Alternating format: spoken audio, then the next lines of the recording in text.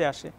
আমার স্পষ্ট মনে আছে সেই মিটিং আমি বলেছিলাম যে সিটি কর্পোরেশনের হাতে দিলে আমাদের লাভটা হবে মানে এরকম যে সিটি কর্পোরেশনের 2 জন মেয়র তারা কিন্তু জনপ্রতিনিধি এবং তাদের অধীনে তাদের সাথে আরও 129 জন ওয়ার্ড কাউন্সিলর কাজ করেন যারা সরাসরি জনগণের সাথে কাজ করেন। এখন তাদের সাহায্যে মানে সহযোগিতায় জনগণকে নিয়ে যেই সমস্যাগুলো তৈরি হয় সেটাকে অ্যাড্রেস করা আরও সহজ হওয়ার কথা। তো সেরকম একটি চিন্তাভাবনা থেকে সিটি কর্পোরেশনকে এই দায়িত্বটা দেওয়া হয়। সেই সময়টাতে এই কথাটাও বলা হয়েছিল যে শুধুমাত্র দায়িত্ব নয়, দায়িত্বের সাথে আরও 3টে জিনিস এখানে স্থানান্তর করা লাগবে ওয়াসা থেকে। সেটি হচ্ছে যে জনবল, যে মানুষগুলো এতদিন ধরে ওয়াসাতে কাজ করছিলেন। ওয়াসা তো প্রায় 28 বছর ধরে ড্রেনেজের কাজ করেছে 1988 সাল থেকে 2020 সাল পর্যন্ত। তো তাদের একটা অলরেডি সেখানে সেট আপ আছে, যন্ত্রপাতি আছে, সেখানে অর্থ আছে। তো সেই সময় আমরা বলেছিলাম জনবল, ইকুইপমেন্টস এবং এই যে প্রজেক্টগুলো চলে তার যে অর্থ সেগুলো সহজ যেন সিটি কর্পোরেশনগুলোতে চলে আসে।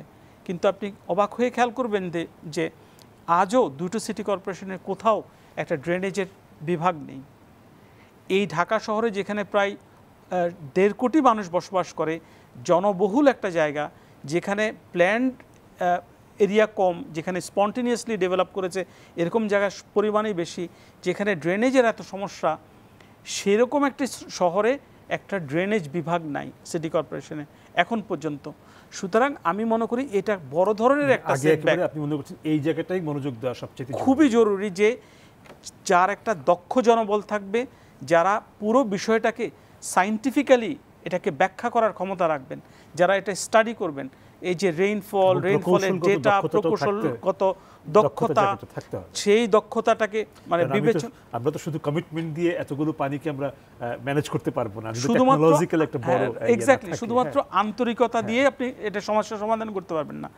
এখন নর্থ সিটি কর্পোরেশন আমি দেখেছি যে তাদের মানে অন্ততপক্ষে এক ধরনের আগ্রহ তারা দেখায় যে দিনগুলোতে অতিবৃষ্টি হয় তারা কুইক রেসপন্স টিম তৈরি করে, দ্রুত লোকজন কাজ করে, সেখানে এই পলিথিন এবং অন্যান্য যে সকল জায়গায় অবস্ট্রাকশনটা তৈরি হচ্ছে সেটা সমাধান করার চেষ্টা করছে। কিন্তু এগুলো তো অ্যাডহক কাজ, আমাদের দরকার টেকসই সমাধান।